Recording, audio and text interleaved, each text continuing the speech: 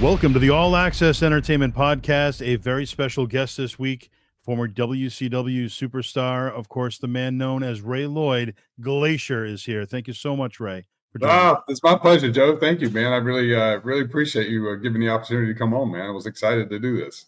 It's a pleasure to have you here, and you've always been such a great guy and supportive of anything I've ever been involved in. So it's awesome to have you here. Yeah, thank you, man. Same here. You've always been supportive of me. You always send me a message on the holidays, which I appreciate so much.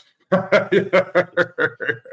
really do. I don't know if I've told you that in the past, but I really do. I always appreciate it. So very nice that we stay in touch, and I've always admired what you've done to try to make the wrestling business, one that's accessible to people, and it gives some great experiences as far as wrestling goes, which is really so much of what we're about.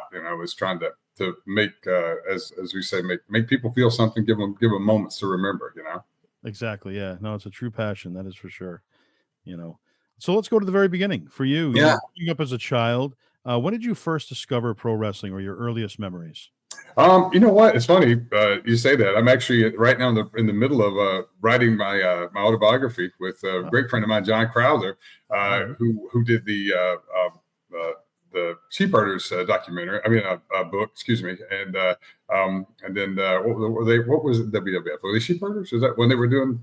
What was this? That was Bushwhackers. Yeah, sorry, the Sheep Herders before Bushwhackers. Yep. He did their book, did really well. So we're in the middle of doing ours. So I just recently kind of pulled up all these memories of when I first fell in love with wrestling. But and the book should be out sometime here, hopefully in the spring. That's our goal. But I can maybe keep you updated and revisit that maybe down the road some. But I grew up in Brunswick, Georgia, which for me in South Georgia and Florida at that time were huge wrestling territories. You had Georgia Championship Wrestling, you had Florida Championship Wrestling from Florida, which is really more of what I grew up on, because Brunswick is about an hour. It's right on the Georgia-Florida line, about an hour north of Jacksonville, Florida. And Jacksonville was a huge wrestling market back in the day. And that's where my dad would go watch it before we came along. And then once, we were in the picture, we would watch it on Saturday mornings. And then that's where he would take us to watch us. For some of my first wrestling experiences were from the Jacksonville Coliseum there, which is pretty cool. And but I have a twin brother named Ron, and we grew up huge wrestling fans. We always, dreamed of being the just like we wanted to be. I remember when I met Jerry Briscoe, which was a few years back. I remember saying to him, that we grew up wanting to be Jack and Jerry Briscoe, because they were the NWA World Tag Team Champions and they were the Florida Tag Team Champions. And I always told them, I said, we don't want to be like you guys. We wanted to be you guys, and now as I'm in wrestling, I realize like that's when you really are, in my opinion, over in the wrestling business, is when people want to be you. They don't want to be like you. They can escape from who they are and what their life is, and they can be you. They can be whoever that is, and that's one of the great things wrestling brings to the fans, And at what point did you decide, you know what, I want to give it a shot? I want to give it. And how did you get involved? You know what? It was not something I pursued, believe it or not. I loved wrestling. When I was a kid, like I said, I really genuinely dreamed of being the NWA World Tag Team Champs with my brother. And as we got older, we were always in sports. Fortunately, I did pretty good in football. Eventually signed a scholarship to play at Valdosta State University, which is just directly about 2 hours west of where my hometown was, and has a great football program. I mean, we've now won several national championships. But in 1982, when I got signed, that was the first year of the program, which is a big reason why I went there, because I was excited that I could start a program and help build which is exactly what it's turned into, which is a great football program. But I met a lot of buddies that were wrestling fans that were my teammates, and there was a lot of wrestling around that area. There's wrestling in Tallahassee, which was pretty close. All out throughout Georgia, there was independent wrestling. So I always stayed a fan of wrestling. And then one of my best buddies at the time that I played ball with, he was a teammate of mine. His name was Richard Swain. We all called him RD. He played right offensive guard. I played center. And in football, if all football fans know, those side by side. So we got to not only become great teammates and really understand how we were able to read each other kind of and had great chemistry as football players.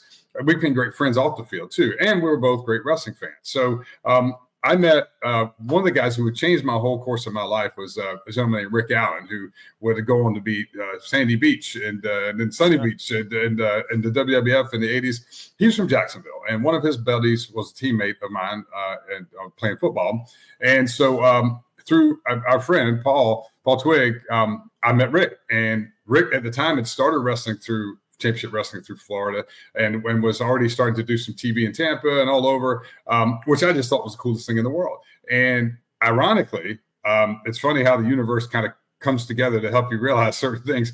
We had a TV station right there in Valdosta that actually taped the local wrestling show on Saturday mornings, like right there in their like back studio. And it only held maybe 50 people could fit in there. But me and my teammates and buddies would go, and we act like complete idiots, like most college people would back then. And I go cheer for Rick or boo Rick if he was and then through Rick, I met another gentleman named Fred Avery, who was a great journeyman wrestler and ended up having a really great independent wrestling career. Did a lot of TV for WCW when they taped the Center Stage. Worked there as a kind of as a journeyman wrestler, kind of coming in and out, doing some TV there. And so Fred, we get ready to graduate, and this is the spring of '87. And let me back up just a little bit. They did an article on the seniors, our senior season, football season. And I'd redshirted my first year because of a knee injury. So it was my fifth year, and RD had come in my second year. So he played 4 years. So we were finishing up at the same time. And we had a local sports editor there was a wrestling fan, but he did a story about all the seniors. We had a big group of seniors, and we had the best record that our senior year. We went 9-2, which was amazing because of the conference we were in and being a new program. But they were asking all the seniors, "What are you going to do when you graduate? What's that for football?" And RD and I very jokingly said, "We're going to get into wrestling and become tag team champions of the world." Because by this point, my brother was still a wrestling fan, but he had moved on to his other interests, So he was actually pursuing more of a career following my dad's footsteps as a state trooper. But and so very jokingly, Joe, we said that very jokingly. And so anyway, Fred sees that article, and I'd already gotten to know Fred kind of, but I don't know if it was he ever understood that we were kind of thinking about doing that. So he came to us and he was just like, "Hey, look, I say, you see you guys say in the article, you jokingly want to get into wrestling." He's like, "Look, if you guys are serious, he said, 'Oh, you got serious.'" And I remember saying to him, like, "Heck no, I'm not serious, man. I don't know why I'll get killed out there, And I say that, Joe, because and you as a fan, you understand this and the listeners that are old school fans from our era will understand this. It's like, I grew up on championship wrestling from Florida with Dusty and Eddie Graham and everybody that came through there. And there was just a kind of you just knew that everybody that wrestled in Florida were tough customers. Yeah. And they all, of course, as I learned once I got into business, those guys really defended the honor of pro wrestling. Like, you didn't say, you didn't criticize wrestling or say it was fake or anything like that, or you would be in a fight, and you were expected to win that fight if you were a wrestler. So that's what my experience was of wrestling, of pro wrestlers. And I was like, man, even though I played college ball and I was really into martial arts, personally, I just didn't think I was tough enough to cut it as a pro wrestler. I really didn't. Fred said, "Well, I think you guys ought to give it a try. I think you might, surprise yourself."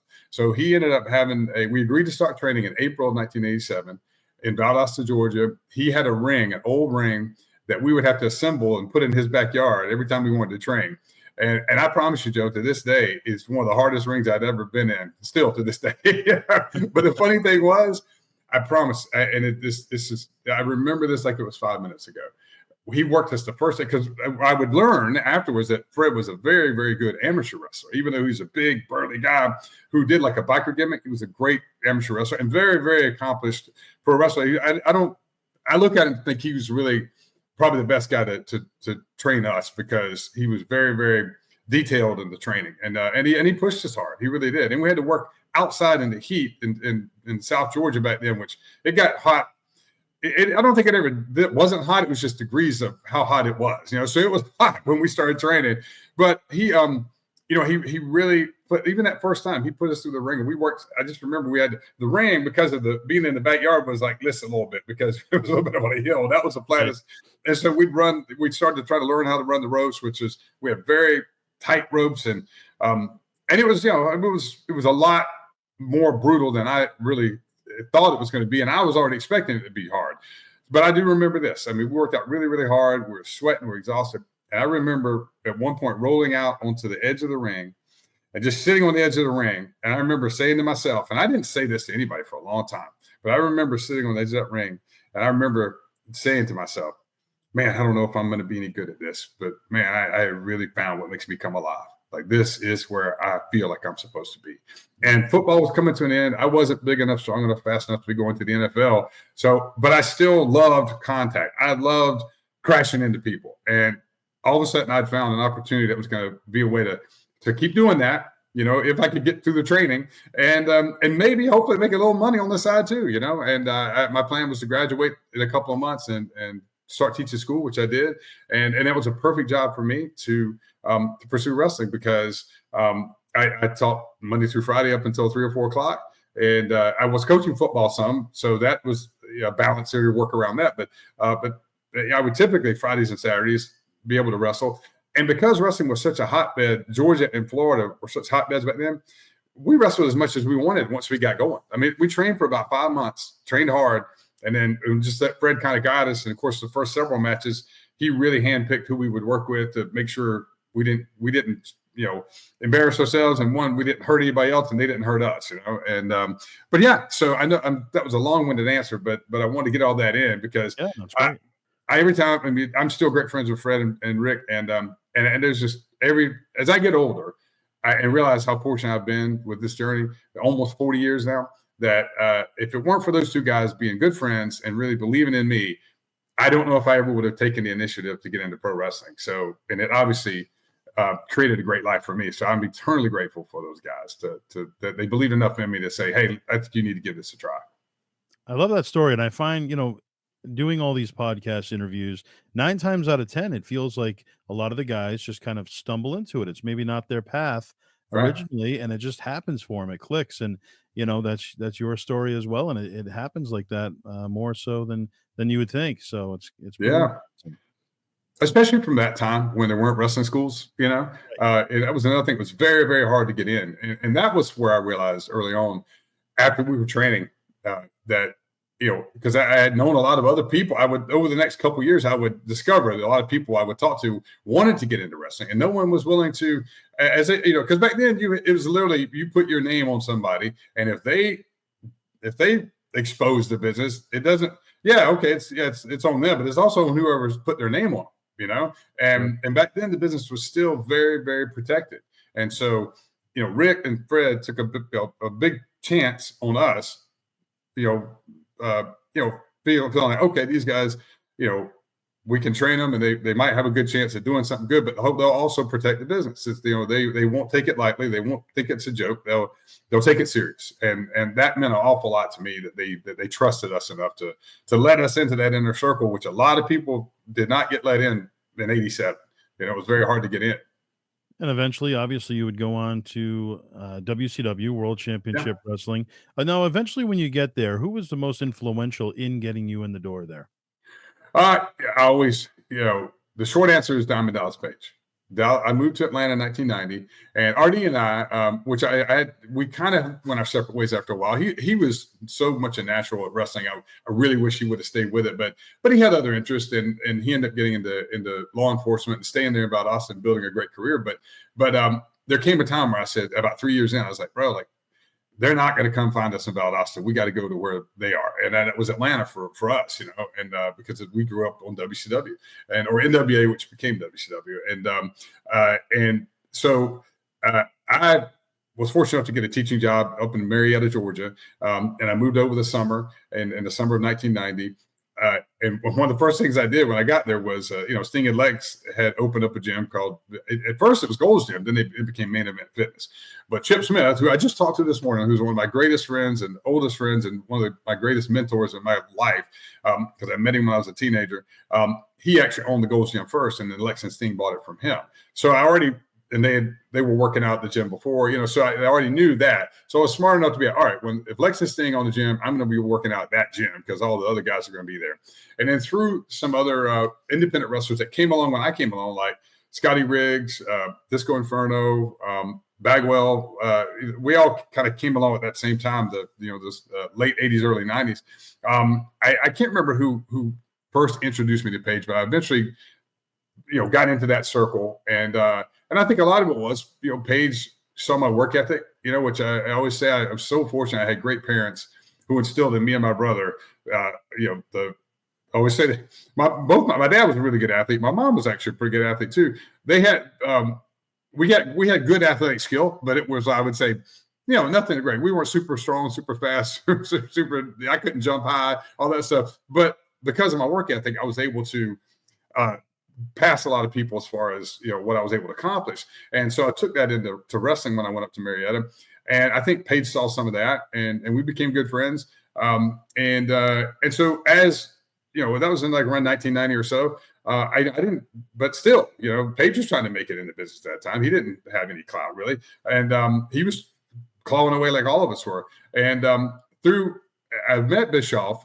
because I was teaching school, wrestling wherever I could up there, and they had a TV show in Atlanta, which was awesome. That didn't pay any money, but we got great exposure because we're all over Atlanta on Saturday night. And so eventually, Dallas, what he became famous for was his big Christmas parties. At one of the Christmas parties, I met Bischoff, and this was probably around maybe 93 or 94, maybe. Anyway, I got to kind of start talking to him, pitched a couple ideas. Nothing really seemed to catch his interest or pique his interest. And then eventually I was Christmas shopping with Dallas December 23rd of 95. And we were in the big mall in Atlanta. And I remember we sat down to eat lunch, and I said to him, I said, Dallas, I said, I'm really thinking about adding a lot more martial arts to what I do in the ring.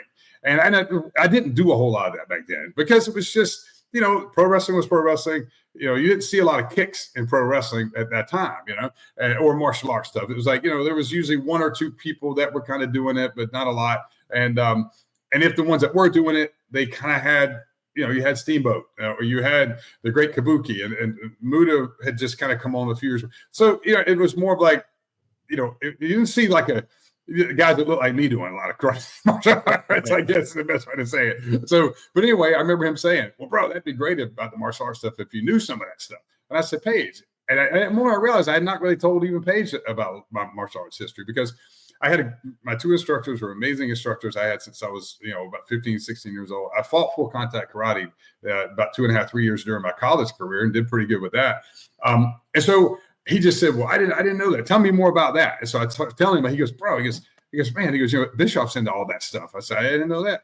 And he said, give me all the information. I'm going to tell Bischoff about this. So through the holiday, he tells Bischoff, and Bischoff says, you know what?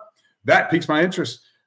Let's have a meeting after the holiday. So it was like the first week of January, as I remember. And at that time, Paige and Bischoff did live about 3 houses away from each other in their same neighborhood. And there was a little steakhouse there, like a Longhorn Steak or something like that. And basically I said, hey, Eric says, meet him at this restaurant at this time, whatever night.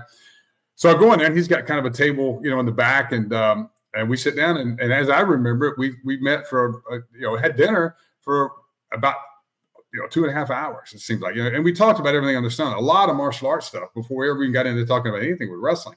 And we knew a lot of the same people, knew of a lot of the same people, and just knew a lot of that same world, which I think was probably his first litmus test for me is, he says he's a martial artist. Let me see if he really, is he just off taking some Kmart karate class somewhere, or is he, and as he found more out, that piqued his interest. At that time, I had left teaching. I was working for my mentor, Chip Smith, and this very prestigious country club called the Atlanta Athletic Club, like 100-year-old, very prestigious place. And I was fitness director under Chip, who was athletic director. So I had a really, really good job where I had a really good path for me to continue to do some good stuff, but I was still wrestling a lot. And this was 9 years into the business, Joe, this time, almost 10 years.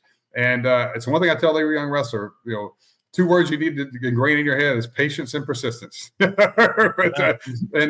So we had the whole conversation. And at one point, I remember Bischoff, I guess he liked enough of what he heard. And granted, we had no idea I would become Glacier at that point. I didn't even really know about the whole blood runs cold type thing. But from what I've gathered over the years, what happened was, you know, the Mortal Kombat movie was amazingly popular. The video game was obviously very, very popular. And eventually, as you know, like TNT would eventually have a TV show called Mortal Kombat where they would have some of the WCW wrestlers.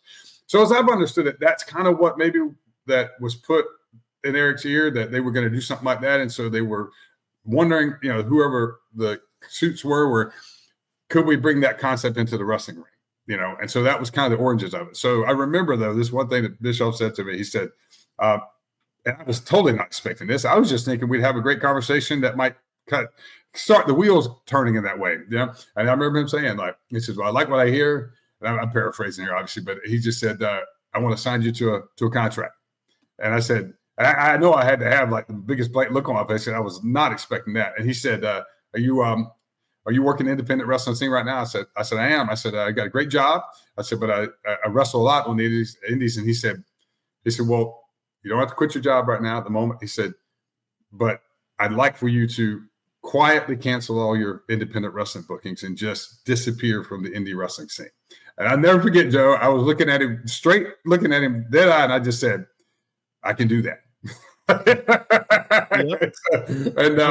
And that started the ball rolling. And I always say, you know, that I tell any young wrestler who has a dream like I did is, you know, the first 3 years I thought I was going to go out and embarrass myself every single time I went out there. I was learning, and I got a chance to learn from some of the really greats, you know, that really helped me a lot. Tommy Rich, Mr. Wrestling 2, Bob Armstrong, people of that level who Ted Oates, who's brother Jerry Oates, they were big in Georgia. So, but those first 3 years, I really thought I'd go out and embarrass myself every time I went out there. And about year 4 and 5, I really started getting my feet under me. So by the time year 7, 8, and 9, not really, like 5, 6, and 7, yeah, I was getting kind of frustrated because I felt like, you know what, I was seeing certain people who were getting signed, and I'm like, you know, like I know I got what they got. I know I've got what they have, you know, and I'm doing the work, but it was quiet frustration. We didn't really have a whole lot of social media at that point, but I just kept grinding. I kept doing what Chip's main advice was, always concentrating on what you can control, and Dallas too, the same thing. So and so by the time that conversation happened, I can tell you, I was 100% ready. I knew I was ready, and I believe I convinced Eric that I was ready. And so, but yeah, that's how it started. And that things would dramatically start to change in my life, professionally, right, and personally there, because, and believe it or not, here we are. We're recording this on the 15th, December 15th. We're, you know, less than a month away from now will be the 30-year anniversary of that meeting I had with Bishop. It's fantastic. Yeah. It was very cool. And look at all that you've accomplished. You know, Bischoff really put the promotional machine behind you. Yeah. You know, not every superstar got the big build up. Sometimes they would just appear and there they are. But you got the vignettes for several weeks, and I mean, we just go on and on. And I remember as a fan, I was like, you know, when is this guy coming? You know, I'm waiting. Yeah. And but they did such a good job at the vignettes, and eventually you would debut, and they gave you an extravagant entrance, and it wasn't just a one-time entrance. I mean, you had this entrance every time you came out, you know, with the lasers and the snow. And, you know, why don't you tell us a little bit about the entrance, how it was kind of, you know, explained to you beforehand, and what went into that build of the Glacier character? Yeah, and I'll try to give as brief of a history as I can with all that. Basically, and as far as the vignettes go, what I understand now, because I've heard Bischoff talk a little bit about it on his podcast and stuff, is and this is my understanding of it, and it makes sense that because, you know, back then we just, you know, I think Eric was doing a great job with, you know, putting the confidence in us to give us, you know, the vignettes, especially me, to kind of be the first one out. But you know, what we did was I introduced Eric to a gentleman who was a friend of mine, a very talented special effects artist named Andre Fridas. He had a studio called AFX Studios in Marietta. And so Andre got contracted to be the one to take every one of our personas. I know everybody uses the word character. I try to use the word persona because I do feel like sometimes when you say character, it's like, you know, actors play characters. You know, we as wrestlers, and if you say you're a fan of Tom Cruise, okay, and you meet Tom Cruise, okay, you know you're not meeting Pete Maverick from Top Gun, you're meeting Tom Cruise. Right. But wrestling's different. You know, wrestling fans, you know, if like I grew up idolizing Dusty. You know, I never knew Dusty's real name was Virgil Runnels for the longest time. And if I had the opportunity, when I got to see Dusty live in Jacksonville, I wanted to see Dusty Rhodes. I didn't want to see, the person, Virgil Runnels. I wanted to see Dusty Rhodes, And so that's why I say with wrestling, I think it's different in the sense that wrestling fans want to have an interaction in a moment with the persona that this person creates, not just a character that that we say we play. I think that word gets used.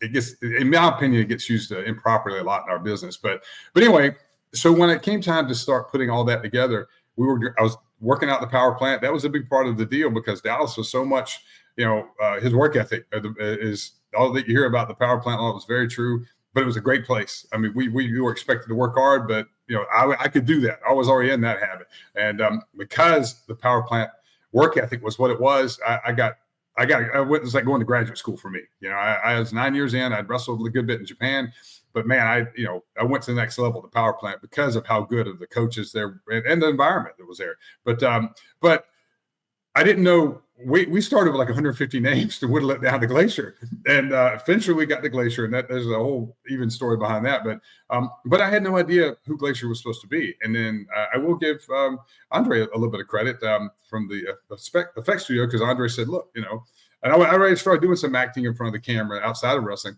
and he said, do what you do, when you do create a character, you got to write a backstory. If there's not one, you create one. And the great thing about pro wrestling, you got three options as far as writing a backstory. It can be completely made up, can be completely fictional, it can be 100% true, or it can be a combination of those two. So I chose to make a combination of those two, make some of the story about me having a master in Japan that I trained with and all that. And then we did a lot with my law enforcement background and my family history of law enforcement, both my parents, my uncles, my brother, everybody. So we kind of combined those two, gave it a little bit of a military feel to the gimmick, as long as with also that Mortal Kombat feel, which was obvious to anybody who was a Mortal Kombat fan. But we couldn't rip that off completely, obviously. So, and pro wrestling, that's what pro wrestling does. We feed off of what's popular in pop culture, or in society. That's how wrestling angles get made and wrestling personas get made. But and so through all that, I was able to come up with the backstory of Glacier, which gave me a much clearer vision of who Glacier was and who he needed to be in the ring, who he needed to be in that entrance, because and that was all. It never been done before at that level. So it was literally us almost kind of making it up as we were going along. like, let's try this, see if this works. Let's try this, see if this works. And so a lot of that, because thankfully of the power plant, we had that. That to use as kind of a launching pad to try certain things to see if they would work. As far as me putting the entrance together, me coming out, going up in the corner, doing all that, flipping down into the ring and doing all that was created in the power plant, because and there was a lot of trial and error with it. And as far as what I've understood about the entrance itself over the years, Keith Mitchell was our executive producer at WCW. In my opinion, the best producer in the history of wrestling. I mean, he's shot more TV. He's retired now. Shot more TV than any producer I know in wrestling. I mean, he was with the Von Erichs in World Class before he came to WCW. All those WCW years. Then he went to Total Nonstop Action right after 01. Did all that for all those years, and then he went to AEW. Because he had a great relationship with Dusty. And from what I understand is when Cody became one of the EVPs at AEW in 2019, is that right? He was able to, because of that relationship his dad had with Keith, eventually worked to deal with Keith, came to AEW. But so just talking to Keith over the years, they had no idea what they were supposed to put together. It was funny. I mean, I don't think anybody had there was not a template where they said, here, do this. So I think at first they tried it with, and I thank Keith for just coming up with the idea of putting the snow machines, to where it snowed, and the lasers, they would have to put the mirrors on these round mirrors on the floor and test the lasers. And so the lasers could bounce off of the floor, bounce back up and bounce over. And all those had to be perfectly positioned so that, because even if one was off, it would throw the whole sequence out.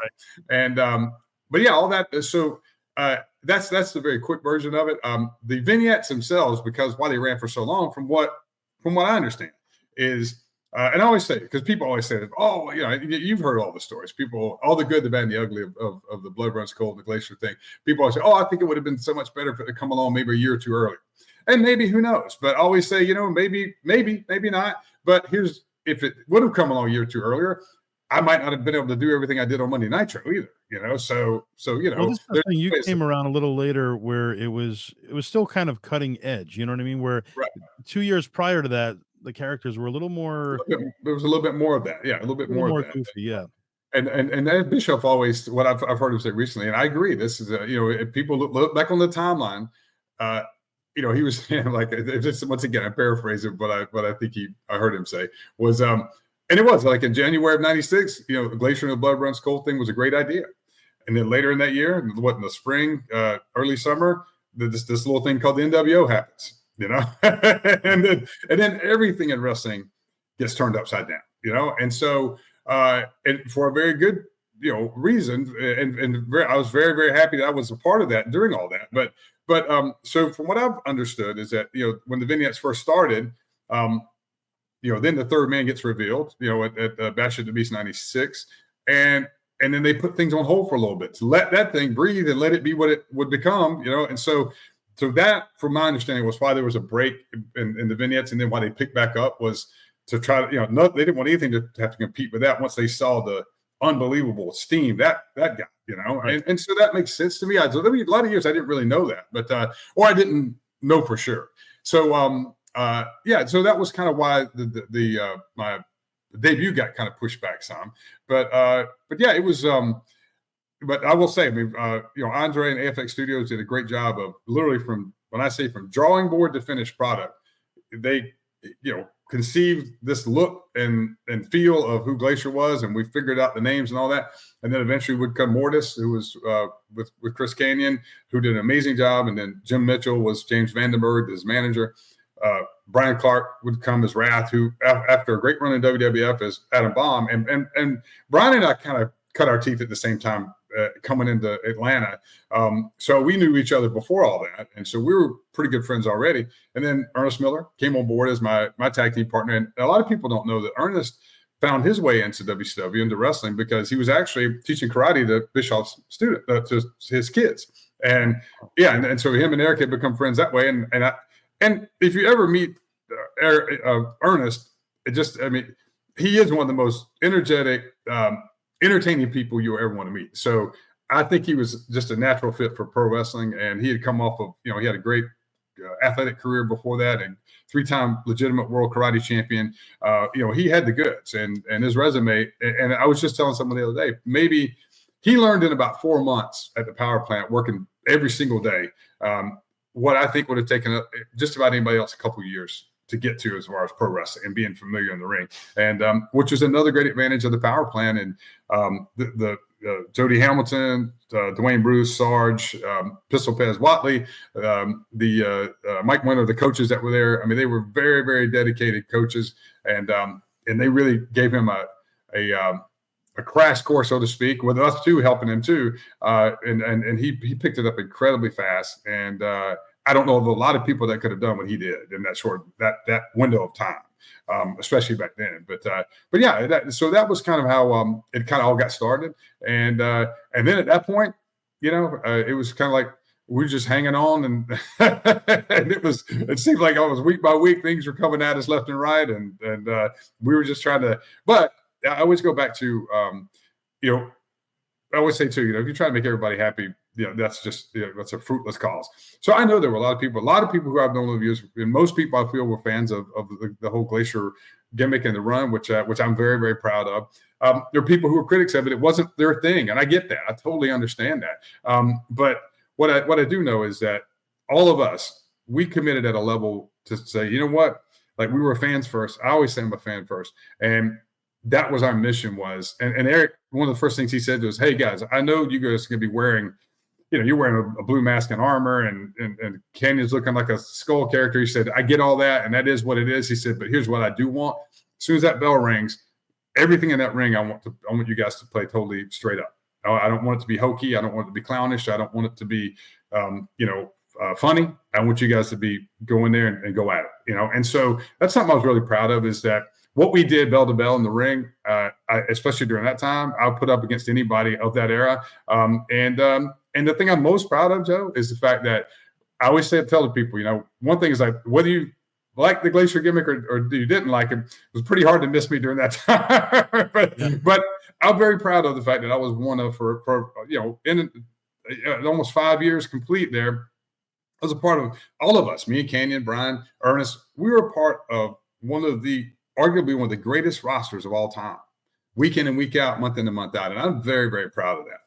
Yeah, the roster was so deep at that time, and that kind of brings me to my next question. I was going to ask you about WCW World War III. So Yeah. obviously, this is a pay-per-view that was only around about maybe 3 years or so. And for the fans that have never seen it, 60 men, 3 rings, 20 men in each ring. As they get eliminated, it kind of condenses into the center ring, and eventually would be 20 in the middle ring there. But what are your personal memories of World War III over the years, and being a part of something like that with so many people involved? You know what? It was there's never been anything like it. I will say that. I know we were on at least 2 of them. Because I know I remember I wrestled Brian Clark in one, and then Ernest and I wrestled Haku Ming and Barbarian in one, and that's probably one of the greatest things that to me came out of the World War III pay-per-views was the fact that because we had that feud with Ming and Barb, that's I think where our friendship really started with those two, and then I consider Tonga Ming like family now, and he's he's so much more than a friend. Him and his whole family, his wife, his children, and he lives rather close to me here in Orlando, and we get together as much as we can. That's when I think of, which might not be what you would think would be my answer. That's what I think of when I think of World War III. Is the fact that really was the beginnings of me really getting to know Tonga on a personal level and becoming friends with him. And that friendship that developed out of that is just, it's one of the most treasured things I have. It really is, as far as just, being a friend with someone who is just more like family. A lot of people throw that word around, but I feel like I can say it with a total confidence. And another thing is that we had trading cards come out around that time. And another great friend of mine who I just went to his birthday party here a few weeks ago was Bill DeMont. And Bill and I locked up one time in one of the matches, and it ended up becoming his trading card. His picture of him choking the hell out of me on so, great. But it was, and the funny thing is, as Luther and I, my buddy Luther Biggs, who we met in the power plant when I did the Coach Bud Stern gimmick for a while, he was my protege there. I do remember too. That's one of the other things I remember is that he was brought up at the power plant during that time and was going to be one of the final guys to make the cut for the 60 people, because they would try to bring in some of the power plant people during that time and give them a look or whatever. And at the last minute, I forget what happened. For some reason, they made an adjustment and he didn't make the cut for to go on to the 60. And I felt really bad for him. And years later, as we talk about it, I know it was a frustrating thing for him because he was like, that was that close. Yeah. But it was a wild ride. I think we usually did that in Auburn Hills, Michigan. I think usually in that arena. Yeah. So, but it was, I will say this. It was, I always had a habit where I would come to the arena once again, because of that, wrestling just that's what makes me come alive. Like I said earlier, I had a routine where I would come in. Back then, we would usually sign in. I would sign in, I'd drop my bag off, and I'd go right to the ring and I'd get to walk around the ring, because I would immediately, that feeling would come back. And I love that, because at the time back then we were traveling. It was a very, very hard road schedule, and you could get road weary, as we would say sometimes. And I would step in that ring, and it would make me feel that I just needed to get that every time I'd come in the arena. And I remember the first time I came out and I saw those 3 rings, I was like, holy cow, man, this is pretty darn cool. As I was saying, I don't know how it's going to go over, but it looks pretty darn cool. Yeah. Now, when it comes to WCW, and as big as it got, like you said, during that time period with the NWO, there was such a deep roster, like we spoke about. One of the individuals that some people may not remember, but I feel like he also had a martial arts background, Jerry Flynn. What are your memories on Jerry? Well, a lot of respect for Jerry, and we would have discussions, me and him and Canyon and Ernest, and it's the same thing, man. I thought he was an amazingly talented wrestler, an amazingly talented martial artist. And I think it's kind of one of those mysteries that there's certain people, for whatever reason, never get that big break. They never get that big push. I don't know why. Because and especially because when we did the Universal tapings down in Orlando, a lot of those matches, Jerry got to really show a lot of what he could do. And go back and watch. I tell people, go back and watch some of his matches. I mean, he was great because he was about 6'3" or 6'4". He was tall. He was lean. To me, he kind of had that great kind of 80s action, figure, 80s action hero look, and he was a legit martial artist. He threw great kicks. He was very smooth. I don't know. It's just like I look at like certain times. I look at like certain other people that I looked at, and I know people. We would all be like, man, why isn't so and so getting a push? And it's just the mystery of the wrestling business. I wish I had a better answer, but I certainly was one that always campaigned for him. I really wished. I know Canyon did too. We really wish that he would have gotten that. The same thing. You look at like a Brad Armstrong. Why didn't Brad get that ever big push like everybody agrees he should have gotten? So it's just one of those mysteries of the powers that be didn't see it for some reason. It didn't happen, and I'm sorry for him that it didn't. But I'm very thankful, and I hope he hears this. I'm very, very appreciative of the fact that I always had good matches with him, and he always took good care of me. And so I hope he hears this because I want him to know that. And I guess that might be the downside of having such a deep roster. You can't profile as many people as you'd like, Yeah.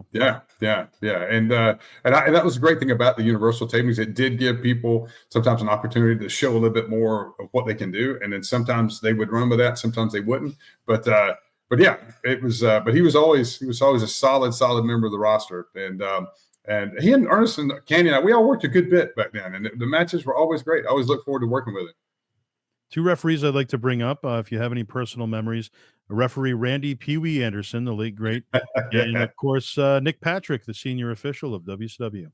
Yeah, and I didn't really ever get to know Pee Wee that good. I got to know him very much on a professional basis and personal as well. And he was always very nice to me. He was always a very fun loving guy, and everybody knew him, everybody respected him. I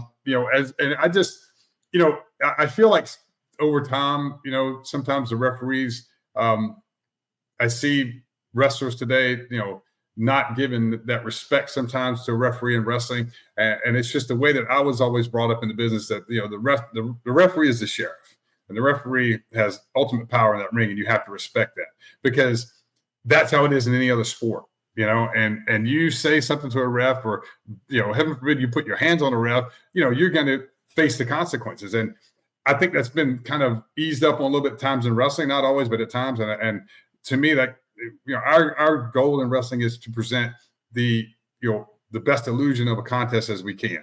That's what we do, and let people escape into the moment. And I feel like if you don't give those referees that type of respect, us as wrestlers, all of us, then that muddies the water a little bit for the wrestling fan to be able to feel the magic of what we want them to feel, and that's what we do. Wrestling is we create magic. We create magic, and we let people go into a world for a while emotionally so they can forget about everything else. And then when they step outside the arena door, they can go back to all that. But for those 2 or 3 hours, they can forget all that if we do our jobs the best we can do. But yeah, it was always so. I wrestled as in Brooklyn in April of '87, summer of '89. I was a faceless opponent during that summer of WCW tapings at Center Stage, and that's where I remember where I met Pee Wee. Also, I think that's where I met Nick Patrick, and Nick and I remained great friends over the years. And I was saddened as everybody was when I heard about when Pee Wee passed away. But I will say, and I don't know if I think I've told Nick the story. I don't know if he remembers it or not, but I certainly remember it because it's something that stuck with me. Is that summer of '89? I mean, our first TV match ever, if you can imagine, Joe. Scary enough, Tommy Rich went to bat for me, and I went up for TV.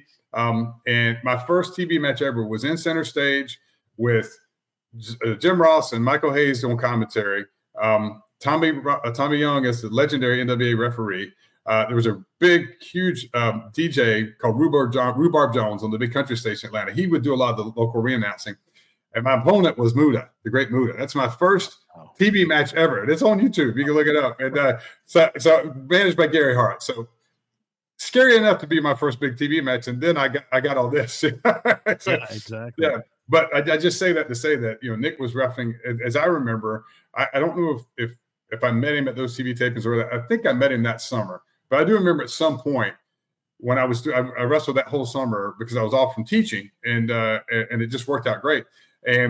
But I do remember having a conversation with him at some point because I was for a lifetime that time. But I wrestled some of the biggest names in the industry. And once again, wrestling was still very protected at that point. So I go back to Valdosta, Georgia. This was right before I moved to Atlanta. I had to listen to all my buddies laugh about, me getting my butt kicked every night out there. And I just had to kind of take it, but I wasn't going to expose the business, but it was frustrating. And I remember Nick giving me advice one day. And one time he said, Ray, he said, I get it. And he said, but here's what I'll tell you. He said, if and when the time ever comes that they decide to give you a push, because I promise you, nobody's going to remember this. And he said, that's just the way wrestling works because they won't go back and revisit this stuff.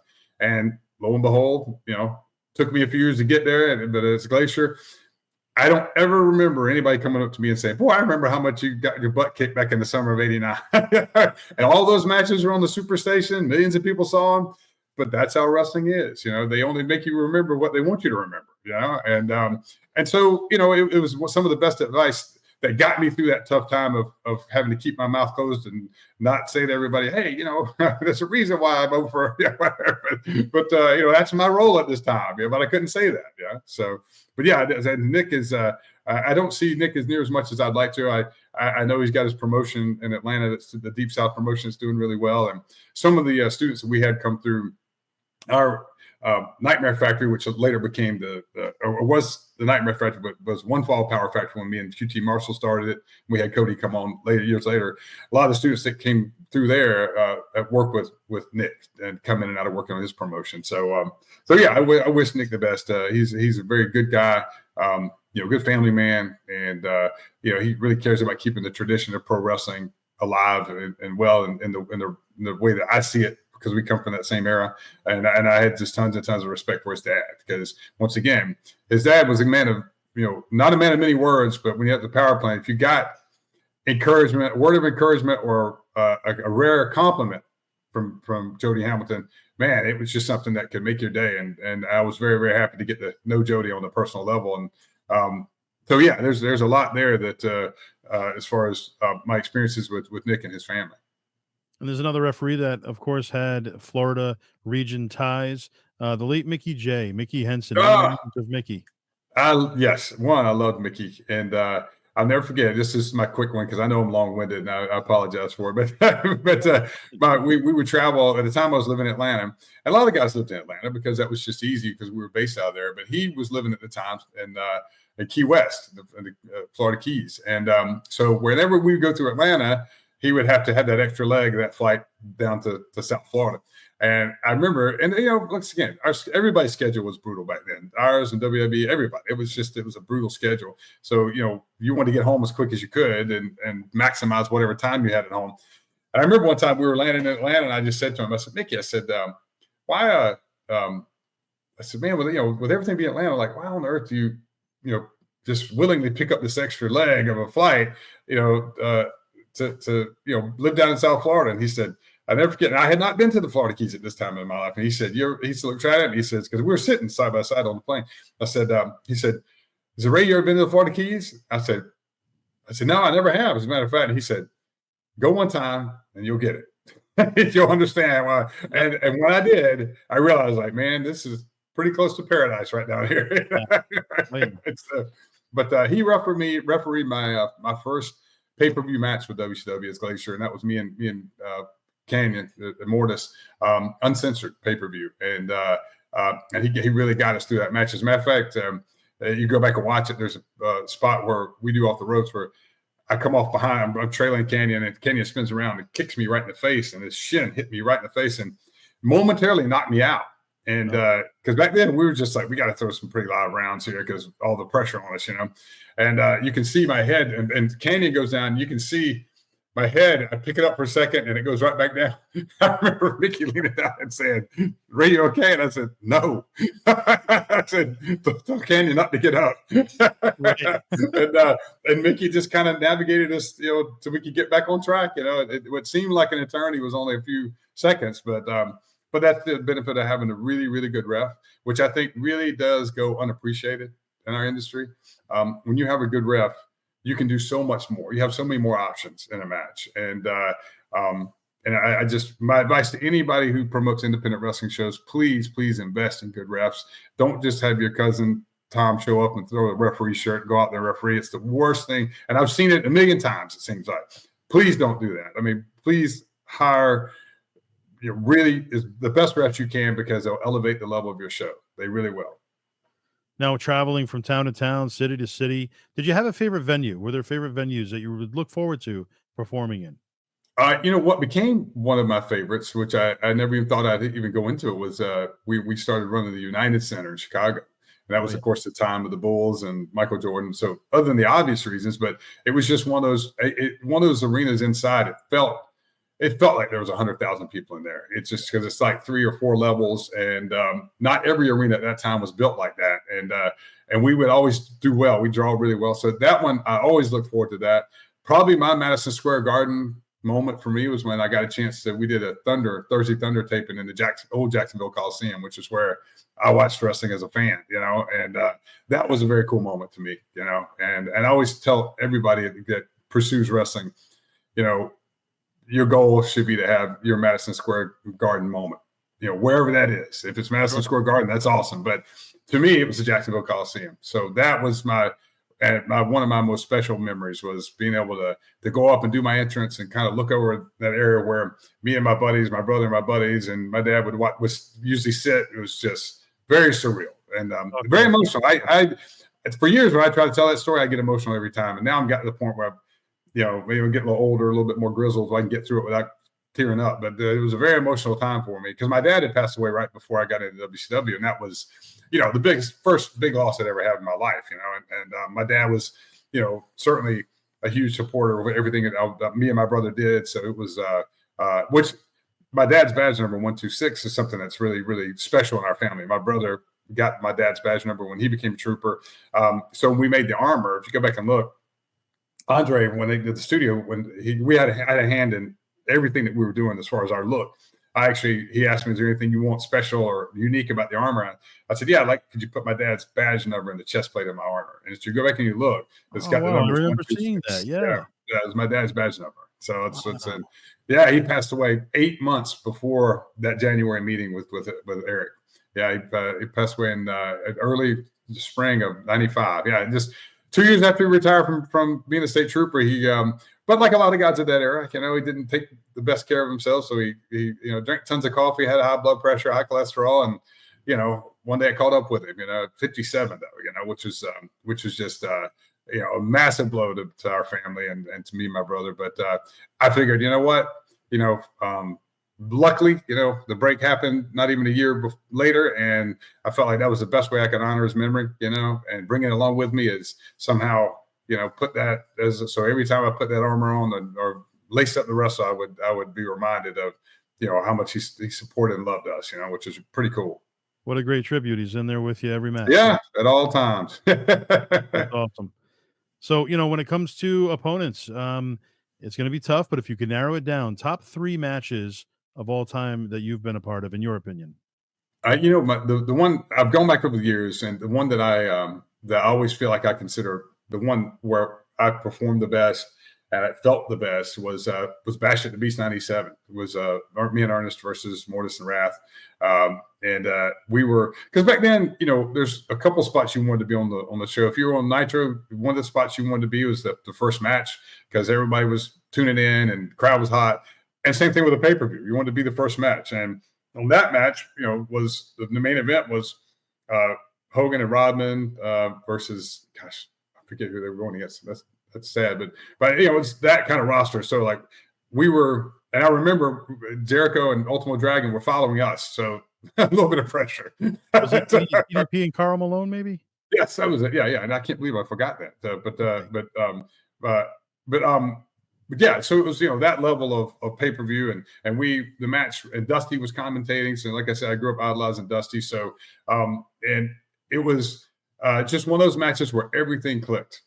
Literally everything clicked like you hope it does. And I always say, I feel like Canyon was probably the person I had the best chemistry with throughout my entire career. I mean, it was just one of those things from the first time we wrestled each other, it just clicked. We just, things just we could do things. I could go in and have the confidence to try certain things that I maybe wouldn't with anybody else, and it would always seem to go well. And that's always like when I think about matches, that's always one that comes to mind as my all-time favorite, because I felt like the performance was one of my best, and gosh, the other ones. That's right. After my first one, I look at it, it seems like they all become a blur, Yeah. But I'm trying to think outside of WCW if I've, believe it or not, one that was really special to me is, about 2 years ago, QT Marshall, who is one of my great friends and is, VP for AEW. We had the school together in Atlanta. Like I said, Cody came on the board eventually, and we rebranded Nightmare Factory. But after WCW, I went to work for Dusty in Turnbuckle Championship Wrestling, which he started his own company, TCW. And that was some of the greatest years of my life, just being able to be mentored by Dusty and become great friends with him. And my buddy Luther was there. A lot of WCW guys, Scotty Riggs, we were all there. Ron Reese, all battling away to help, fulfill Dusty's dream of having his own promotion. But I say all that to say, almost about 2 years ago, Cody and QT decided to revamp TCW, and they were going to do a taping in Atlanta and McDonough, Georgia, and Cody and QT thought it'd be a great idea to have a match, and it was like I think an 8-man match where it was me and Riggs and Luther, I think, and Reese, and it was a 10-man match. But anyway, it was one night. And we were kind of have like a TCW reunion, which meant a whole lot to me. That one, I was sharing the ring with some of my really good buddies, but that Cody and Teal, his sister, thought enough of us because of the relationship we had with Dusty all those years before to ask us to be a part of that. And even though it was a match that was not in any big arena, but it was very well produced. QT has his setup there still at McDonough. For TV, and it was very well produced, very well done, and that made it even more special. So, ironically, a match that wasn't in a big arena or anything is another one I consider one of my favorites, just because of the people that were involved and the way it came to be. And I just had my second hip surgery, literally a few weeks before, so I was like, guys, I'm not going to be much to contribute to a win here tonight, but I can go out there and be visible, But that, and I'm trying to think of any other really good WCW memories. I really, believe it or not, one of my other favorite ones was that World War III tag team me and Ernest have against Ming and Barb. Once again, because of the fact that I felt like that really helped start the beginnings of a great friendship with Barb, and Jimmy Hart was managing, and I'm still great friends with Jimmy, which is just, I think Jimmy certainly doesn't get the recognition he deserves for the ambassador he is to pro wrestling, But that match, one of the main things I remember is there's two things I remember. Is one, I remember if you go back and watch it, Tonga throws me off the rope, and he did something I have not seen him do since. I'm coming off the rope, and he just goes from a standing position, he jumps and he drop kicks me right in the mug right here from a standing position. As big and as powerful as he was, I'd never seen him move like that. And it was just like I came off the rope, I was like.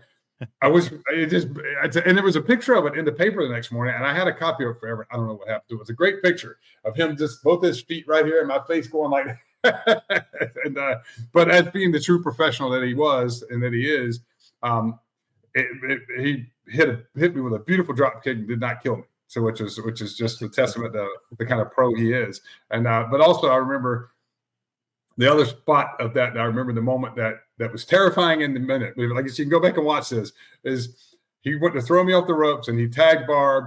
And I knew their tag team move that they do is where, I don't know if you remember this, Ming would backdrop the guy, Barb would catch him into a power bomb. Yes. And so Ming throws me off the ropes. He tags Barb, but Barb's, all this is happening in, super fast, but it seems like it's in slow motion because I feel like things aren't where they need to be, at the moment. So by the time I'm throwing off the ropes, I don't feel like Barb's going to be in position quick enough to catch me, So I don't know how this is going to go. So I get backdropped. I land as I'm taking the backdrop. I still see Barb is probably too far away to catch me. But as I flip over, somehow he gets close enough to where he catches me, but just catches me just enough to where I still I go straight down. So he's got me by the legs like this, and I'm straight down instead of like I'm just landing in it. And he just looks like this. And all I can see is his face, in between my feet. he just looks down at it and says, "Hang on." He just picks me up like a child. Yeah, the strength is unbelievable on those guys, right? And I just remember thinking, like, you know what? Like, thank God they're good guys, because if they ever really wanted to hurt anybody, there's not much you could do to stop them. Yeah. Exactly. But those are some of my favorite memories. And as we're winding down here, if you could throw a dream match out there, any era, somebody that you haven't worked with that maybe would have been, before your time or even in WCW, but you just didn't get to lock them up. Oh man, there's a couple. One, I'm such a huge fan of Ricky Steamboat. I would have loved to certainly had a match with, just so I could say I wrestled Ricky Steamboat. Equally, I'd love to have tagged with him in a match. Because he was such a great singles and a great tag wrestler, And I think a lot of people forget, that him and Jay Youngblood were such a great tag team. He gets remembered for all the single stuff, but it just because how smooth he was, for better or worse, all the stuff about Flair today, I still would have loved to have been able to say I wrestled Ric Flair for one match, but I think like anybody of that era, because he was such a, workhorse of a champion. He went out there every night and just, would do those 30 to 60-minute matches every single night. But that, and I was so fortunate enough when I went to Japan, I got to become good friends and mentored to a certain degree by Lou Thesz, and got to be friends with him the last 10 years of his life. And I would have absolutely loved to have, I would have loved it in the moment, but I would love to have been able to say I wrestled a match with Lou Thesz in front of a live audience, or tagged with him. But I know he didn't really do a lot of tag team wrestling.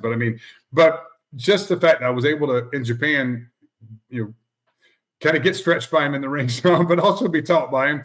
But just because of the legendary status that he has in our business, I would have loved to have had one match on record where he could have just completely schooled me out there in front of an audience. So, true legend in the industry. Yeah. And I'm so fortunate to, I knew it at the time, but as I get older, I realize, man, I really am. When I hear people now talk about the legend of Lou Thesz, and to be able to say, yeah, I got pictures of him. You want to see? Let's together, which is so cool. I'm reminded of how truly fortunate I am, and how truly fortunate I've been to my journey has taken me some places I never would have imagined, and allowed me to meet and become friends with some people I never ever would have imagined. And like Dusty, and just becoming great friends with Dusty and helping him build Turnbuckle Championship Wrestling was amazing. And the friendship that came out of it from someone that I grew up idolizing and not ever really thinking I would even get a chance to meet, much less really get to know on a close personal level. Was awesome. That's it. That's why hopefully, I'm doing this book, and hopefully I can get it all down in print, and it won't be too long-winded, and people will want to, read the rest of the story. Absolutely. We look forward to seeing that, and we'll definitely have you back on here when your book is out and talk all about it and where fans can purchase it. And speaking of talking about a project that you're involved in, let's talk about the feature film for all those sci-fi fans out there, that don't know about this already. They're going to love this. Let's hear all about it, where they can find it and what it's all about. Yeah, and we're getting ready to kind of do a renewed PR campaign for it. But my buddy Luther Biggs and I, we had this vision years ago to make a film with kind of like an ensemble cast of wrestlers, which we had never seen done before. So we're big fans of those films, like the Magnificent Seven, the Wild Bunch, the Expendables, the Dirty Dozen. And we thought, man, how cool it would be to make a movie where you had an ensemble cast of wrestlers, And so long story short, we eventually got a buddy of ours, John Waterhouse, to write the original screenplay for it.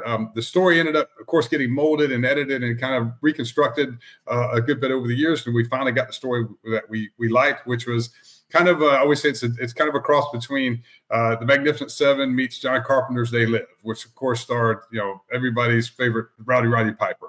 So if you're a fan of that era of filmmaking, or John Carpenter style of filmmaking, where we really want to use some good practical effects in the movie, the story is this group of veteran wrestlers. They go back on this one more wrestling tour. They all agree to work for this promoter. They all swore they never work for again, to go back on tour to raise money to help a friend.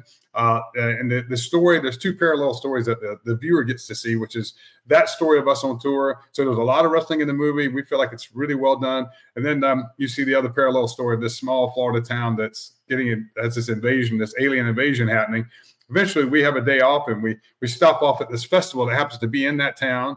And one thing leads to another, and the alien presence reveals itself. We end up standing with the town to help take back the town. So it's a very fun, very family-friendly movie. It's called The Unbreakable Bunch. You can go to our website, theunbreakableBunchmovie.com. Has all the information about where it's streaming, where you can purchase it or rent it.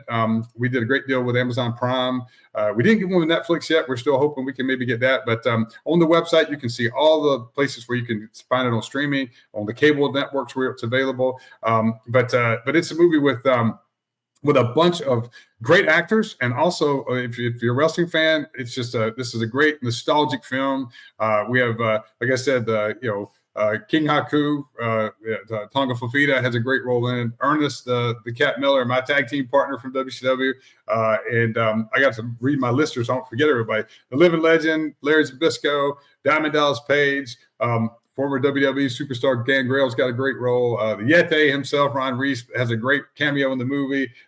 Anna Jay has a great role in the film, a kind of a cameo from AEW star, and also from my hometown of Brunswick, Georgia.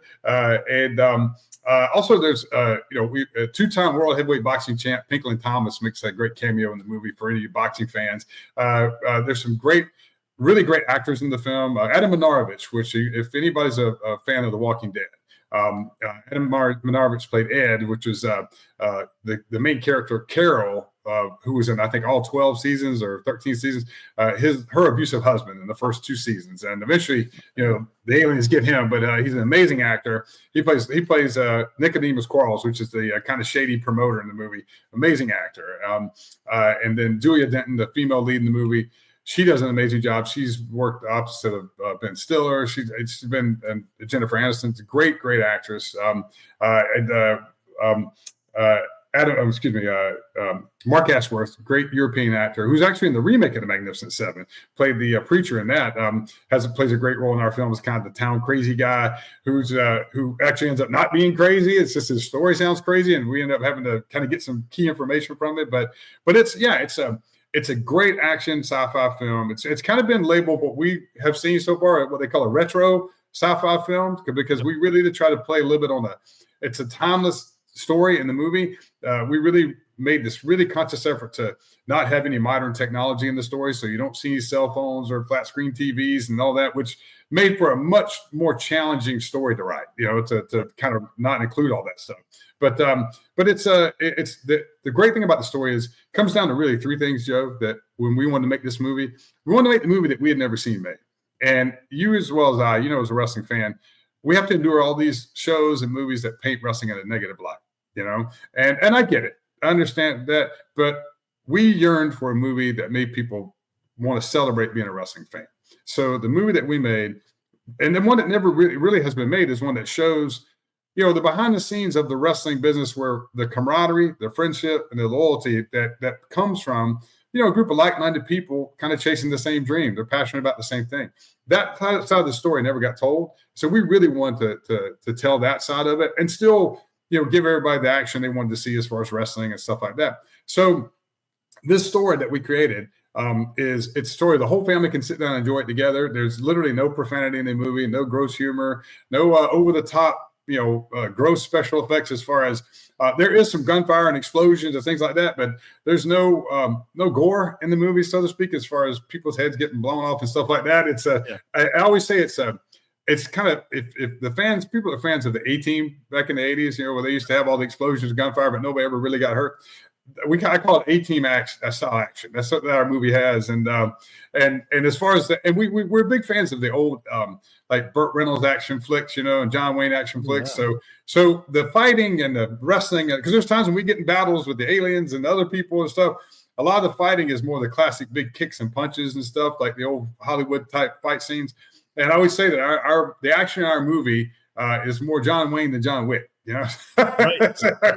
But it's a very fun ride. It's about a 90-minute film. We were very careful to make sure we didn't make we weren't trying to make Gone with the Wind there. We wanted to make a good 90-minute film, hour and a half, give us an hour and a half. And we want to really take you on a fun ride. And if you are a wrestling fan or a sci-fi fan or both, we really hope you like it, because we made this movie for those fans, and we made it for people who love wrestling the way we do. And here's the other thing that we did that was really hard to do.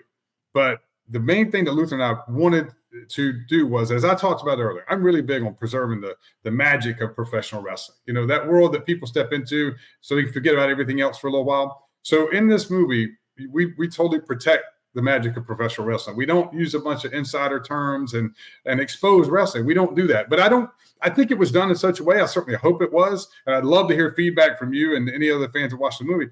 I don't think you really consciously realize that we're kind of protecting the business in this movie.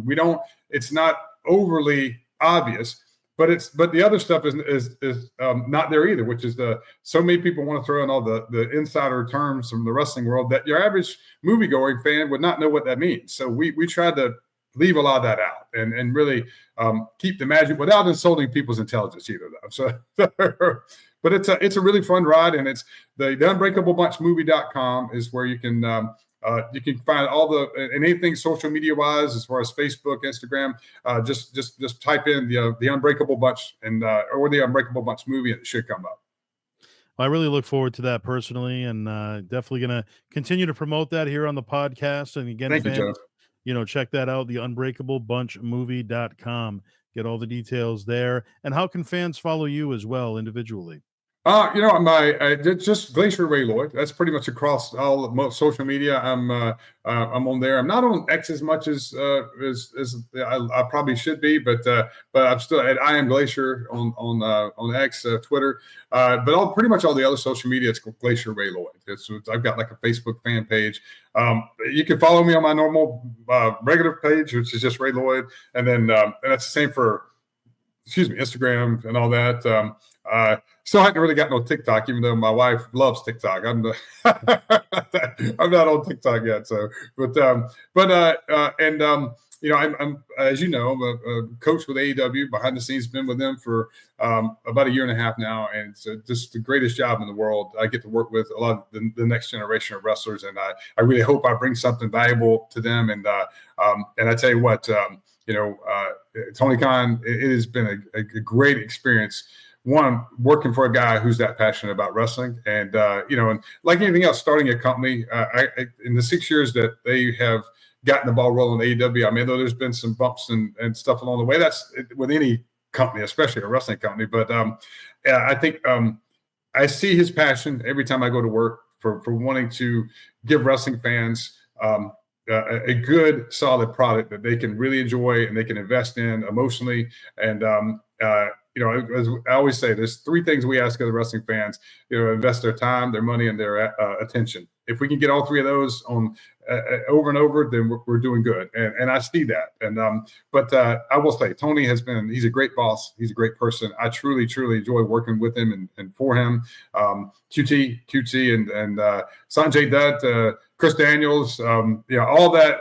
The group that's working behind the scenes there, it's just been, Scotty Too Hottie, my buddy Scotty Too Hottie, Jerry Lynn, all those guys, Dean Malenko. I get a chance to go and hang out with those guys on a regular basis, which is, I think, the greatest job a guy like me could ever have. So I'm very, very thankful that I had the opportunity to come on board there, and I hope I'm there for a long time, and I hope I can keep trying to give back to wrestling and even a little bit of what it's given to me, which has been an amazing ride for me. Oh, so great to see you thriving all these years later, and a new opportunity with AEW. So that's fantastic news. Couldn't happen to a nicer guy. I appreciate you, Ray. And thank you, bro. I appreciate you, man. You know that. I appreciate you too, Joe, so much. And thank you for asking me to be on the show, man. It means a lot. Thank you. Absolutely. Thank you so much for being here. For Ray Lloyd, Glacier, I'm Joseph Bruen, and this has been the All Access Entertainment Podcast. Don't forget to like, subscribe, and comment. We want to hear from you guys. Let's hear all about it, what you liked about this show, and future shows you'd like to see. Thank you so much, guys, and we'll see you next time.